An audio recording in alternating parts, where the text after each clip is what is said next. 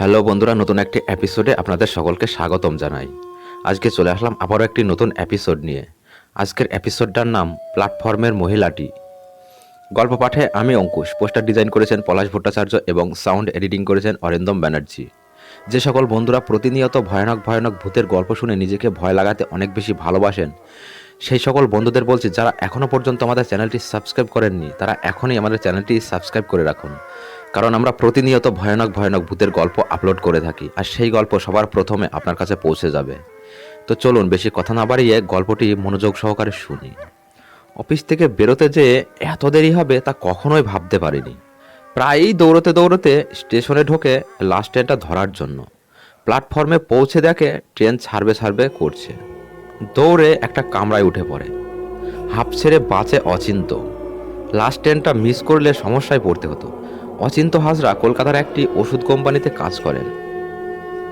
অনেক দিন ধরে কাজ করছেন, মনোযোগ দিয়ে কাজটা করেন, তাই অফিসের ওপরের মহলে তার সুখ্যাতিও রয়েছে যথেষ্ট। গুরুত্বপূর্ণ কোনো কাজ থাকলে তার ডাক পড়ে। একটা জরুরি কাজ পড়ে যাওয়ার জন্য আজ অফিস থেকে বেরোতে দেরি হয়ে গেছে। প্রথমে ভেবেছিল একটি হোটেলে কোনো রকমে রাতটা কাটিয়ে দেবে, কিন্তু বাড়িতে রেশমি অর্থাৎ বউ একা থাকবে বলে মত পাল্টান এবং বাড়ির দিকে রওনা দেন। আর তাছাড়া সদ্য বিয়ে করেছেন, রেশমিকে ছাড়া থাকতে তার মন যেন কেমন করে। কামরাটি ফাঁকাই ছিল। অচিন্ত জানলার ধারের একটি সিটে বসলো। রাত হয়ে গেছিল, তাই আবহাওয়া কিছুটা ঠান্ডা হয়ে গেছিল। ঠান্ডা হাওয়ায় কখন যে ঘুম চলে এসেছিল তা বুঝতেই পারেনি। ঘুম যে খুব গাঢ় ছিল তাও নয়, তাই ফিসফিসানিটা শুনতে অসুবিধা হলো না। স্পষ্ট শুনতে পেলেন, অনেক ঘুমিয়েছ, এবার ওঠো। এই কথাগুলি শোনা মাত্রই অচিন্তর ঘুম ভেঙে গেল। ঘুম থেকে উঠে চারপাশটা একবার দেখে নিল। না, কেউ কোথাও নেই। আমার অপর প্রান্তে দু একজন লোক বসে আছে। তাদের পক্ষে কথাগুলি অচিন্তর কানে ফিসফিস করে বলে কামরার অপর প্রান্তে চলে যাওয়া সম্ভব নয়। ঘুম আর আসলো না অচিন্তর। জানলা দিয়ে বাইরে তাকিয়ে রইল। বাইরের কালো অন্ধকারের দিকে বেশিক্ষণ তাকিয়ে থাকা যায় না। একটার পর একটা স্টেশন চলে যাচ্ছে এবং অচিন্ত ভেবে যাচ্ছে কে তার কানে এসে কথাগুলি বলল। নিজের স্টেশন আসছে দেখে সিট ছেড়ে দরজার সামনে গিয়ে দাঁড়ায়। মন মেজাজ ঠান্ডা করে দেওয়ার মতন হাওয়া। অন্ধকার আর একঘেয়েমি লাগে না অচিন্তর। সে ভাবতে থাকে কখন গাড়ি পৌঁছাবে। স্টেশন থেকে আধ ঘন্টা হাঁটতে হয়। ইস, যদি সাইকেলটা নিয়ে আসতো তাহলে ভালো হতো। সাইকেল রাখার জায়গাটি অনেক রাত পর্যন্ত খোলা থাকে। আধ ঘন্টা হাঁটতে হবে বলে অচিন্ত কিছুটা বিরক্তই হয়। রেশমি বহুবার বলেছে যে সাইকেলটা নিয়ে যেতে, কিন্তু তার হয়ে ওঠেনি। অচিন্ত ভাবতে থাকে বউ হয়তো তার জন্য অপেক্ষা করছে। অচিন্তর না খাওয়া হলে সে খায় না। এরকম নানা চিন্তা অচিন্তর মনে আসতে থাকে। হঠাৎ অনুভব করে কেউ যেন তার কানের কাছে এসে কথা বলছে। সঙ্গে সঙ্গে ঘাড় ঘুরিয়ে দেখে দেখে কেউ নেই, অথচ স্পষ্ট শুনতে পায় কে যেন বলল, আমি এইখানে ট্রেন থেকে লাফ দিয়েছিলাম। কেউ কি তার সাথে মশকরা করছে? কিন্তু মশকরা করলে এতক্ষণ তো সে ধরে ফেলতো। তাছাড়া কাউকেই তো সে দেখতে পাচ্ছে না। কে এখান থেকে লাফ মেরেছিল? এই প্রশ্নের উত্তর সে খুঁজতে থাকে। হঠাৎ তার মনে পড়ে পাড়ারই একজন বলেছিল যে সে ট্রেনে নাকি অশরীরে আত্মার উপস্থিতি লক্ষ্য করেছিল। তাহলে কি সেই অশরীরে আত্মা তার কানের সাথে এসে কথাগুলি বলে গেছে? ধুর, এই বিজ্ঞানের যুগে কেউ ভূতে বিশ্বাস করে নাকি? হয়তো সারাদিন কাজের পর শরীর ক্লান্ত বলে তার এইরকম মনে হচ্ছে। আর ভূত যদি থাকতোই তাহলে একবার দেখা দিত। সঙ্গে এও ভাবতে থাকে তার মাথার কোনো গন্ডগোল হয়নি তো। মানসিক রোগীরা অনেক সময় নানান জিনিস শোনে এবং দেখে। এদিকে অচিন্ত স্টেশন চলে এসেছে। ট্রেন থেকে নামার প্রস্তুতি নিতে থাকে। মনে মনে ঠিক করে নেয় সে বড় রাস্তা দিয়েই বাড়ি ফিরবে, শর্টকাটটা ধরবে না। ট্রেন স্টেশনে এসে থামে। ট্রেন থেকে যখনই নামতে যাবে তখনই অচিন্তর মনে হয় কে যেন পিছন থেকে তাকে ধাক্কা মারে। হুমড়ি খেয়ে প্ল্যাটফর্মে পড়ে যায় অচিন্ত।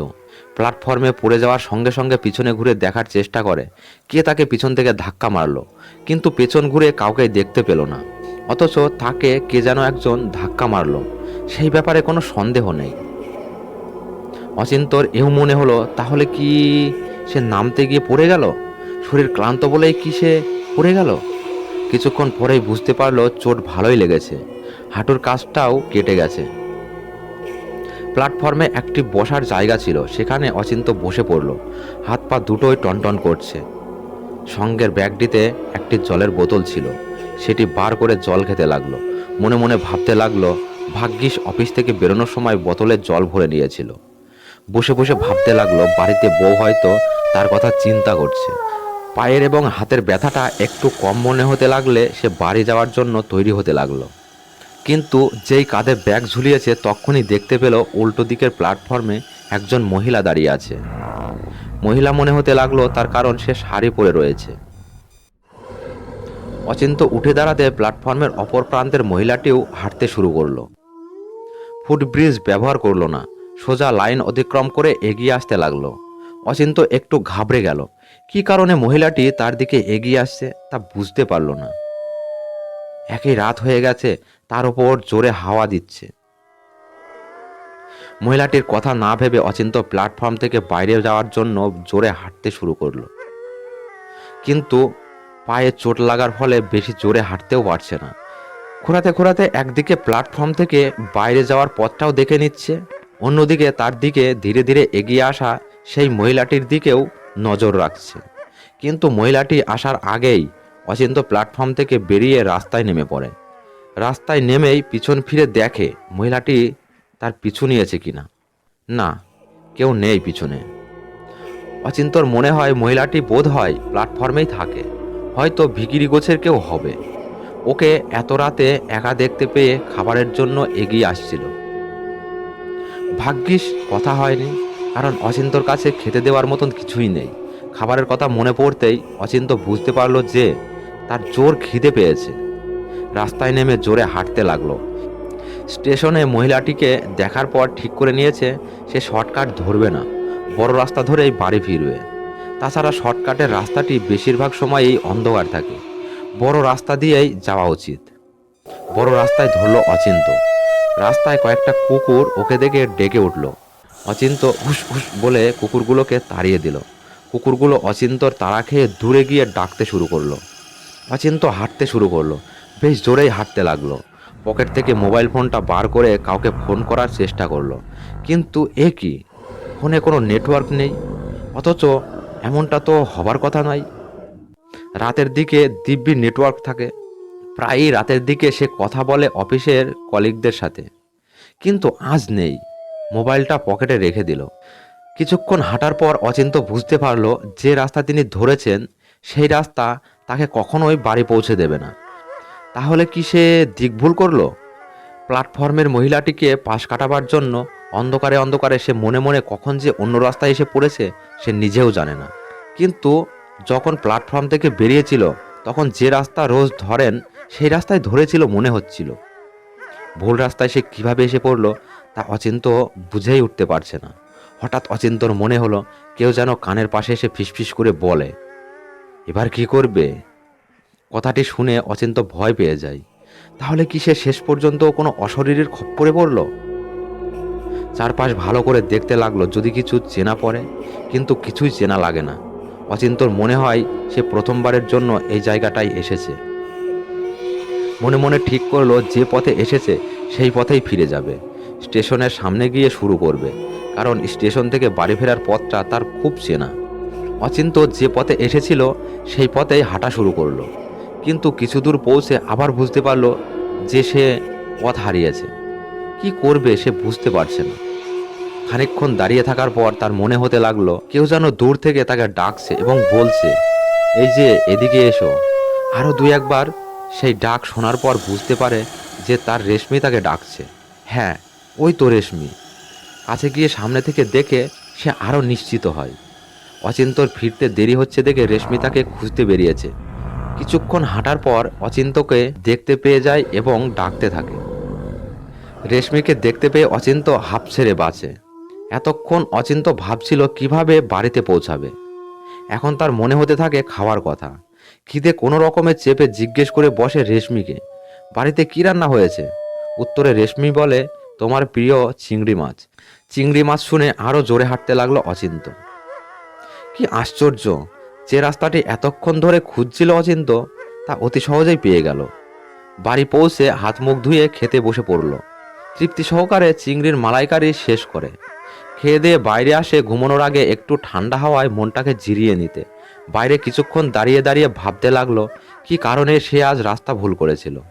তার জন্ম এখানে, সে কি করে রাস্তা ভুল করতে পারে। বাইরে দাঁড়িয়ে একটা সিগারেট খায়, তারপর ভিতরে যাওয়ার জন্য সে প্রস্তুতি নেয়। কিন্তু তখনই রেশমি ভিতর থেকে বাইরে এসে বলে, চেয়ার এনে দেব, বাইরে কিছুক্ষণ বসবে। অচিন্ত ভাবলো কিছুক্ষণ বাইরে বসা যাক, সুন্দর হাওয়া বইছে। তাই রেশমিকে বলল চেয়ারটা এনে দিতে, যদি তাতে তার কাজের কোনো অসুবিধা না হয়। রেশমি চেয়ার এনে দিল। চেয়ারে বসে ভাবতে লাগলো আজ সন্ধ্যের পর থেকে তার সাথে কি কি হয়েছে। ভাবতে ভাবতে অচিন্তর মনে পড়ল যে রেশমির সাথে রাস্তায় দেখা হওয়ার থেকে একবারও রেশমি তার সামনে আসেনি। যেটুকু কথাবার্তা হয়েছে তা দূর থেকে। তারপর তার মনে হলো হয়তো কাজে ব্যস্ত, তাই ওকে বেশি সময় দিতে পারেনি। এই ভাবতে ভাবতে অচিন্ত চেয়ারে বসেই ঘুমিয়ে পড়ল। ঘুম ভাঙল ট্রেনের হুইসেলের আওয়াজে। ঘুম থেকে উঠে ভাবে ভোর হয়ে গেছে, কিন্তু ভোর কোথায়? চারপাশে তো নিকষ কালো অন্ধকার। অচিন্ত অবাক হয়ে দেখে যে সেই ট্রেনের প্ল্যাটফর্মের একটি চেয়ারে বসে রয়েছে। অথচ তার স্পষ্ট মনে আছে এই কিছুক্ষণ আগেই সে তার বাড়ির বাইরে একটি চেয়ারে বসেছিল। ইতিমধ্যে ট্রেনটি চলে গিয়েছে, প্ল্যাটফর্ম সম্পূর্ণ ফাঁকা। কিন্তু উল্টো দিকের প্ল্যাটফর্মে কেউ একজন দাঁড়িয়ে রয়েছে মনে হচ্ছে। ভালোভাবে দেখার পর বুঝতে পারে উল্টো দিকের মানুষটি আসলে একজন মহিলা। আরে এইরকম একজন মহিলাকেই তো ট্রেন থেকে নামার পর দেখেছিল। সব গুলিয়ে যাচ্ছে অচিন্তর। কিভাবে সে প্ল্যাটফর্মে এসে হাজির হলো তা বুঝতেই পারছে না। এদিকে উল্টো দিকের প্ল্যাটফর্মে দাঁড়ানো মহিলাটি হাঁটতে শুরু করে দিয়েছে। রেল লাইন পার করে তার দিকেই আসছে। অচিন্ত উঠে দাঁড়ালো, হাঁটতে শুরু করে দিল। কিন্তু এবার আর আগেরবারের মতন হলো না। অর্থাৎ সেই মহিলাটির মুখোমুখি হওয়া থেকে নিজেকে বাঁচানো গেল না। মহিলাটি অচিন্তর সামনে এসে দাঁড়িয়েছে। শাড়ি পরা, মাথায় ঘোমটা, অবিকল রেশমির মতো কথা, গলার আওয়াজও প্রায় এক। সে অচিন্তর কাছে জানতে চাইল, চেয়ার এনে দেব, বাইরে কিছুক্ষণ বসবে। কি আশ্চর্য, এই কথাগুলো তো কিছুক্ষণ আগে রেশমি অচিন্তকে জিজ্ঞাসা করেছিল। অচিন্ত কি করবে বুঝে পাচ্ছিল না। হঠাৎ দেখলো যে মেয়েটি পা দুটো উপরের দিকে উঠে গেল। এই দৃশ্য দেখে অচিন্ত আর ঠিক থাকতে পারল না। অজ্ঞান হয়ে প্ল্যাটফর্মেই পড়ে যায়। জ্ঞান ফেরে পরের দিন সকালবেলায় দেখলো নিজের বাড়িতে নিজের বিছানায় শুয়ে রয়েছে। রেশমি তার মাথায় হাত বুলিয়ে দিচ্ছে। সুস্থ হয়ে উঠে জানতে পারছিল বহু বছর আগে এক মহিলা ওই স্টেশনের সামনে আত্মহত্যা করেছিল। মেয়েটির বিয়ে ভেঙে গেছিল। তারপর থেকে মাঝে মাঝে যারা দেরি করে বাড়ি ফেরে তাদেরকে এইভাবে ভয় দেখান। পরে এও জানতে পেরেছিল যে সকালবেলা তাকে অচৈতন্য অবস্থায় প্ল্যাটফর্মের এক হকার দেখা পায়। সেই লোকজনের খবর দেয়। আজকের গল্পটা এই পর্যন্তই। বন্ধুরা, গল্পটা কেমন লাগলো আমাদের কমেন্ট করে জানাবেন। গল্পটা যদি আপনাদের এতটুকু ভালো লেগে থাকে তাহলে বন্ধুদের মাঝে শেয়ার করে বন্ধুদের একটু শোনার সুযোগ করে দেবেন। নমস্কার।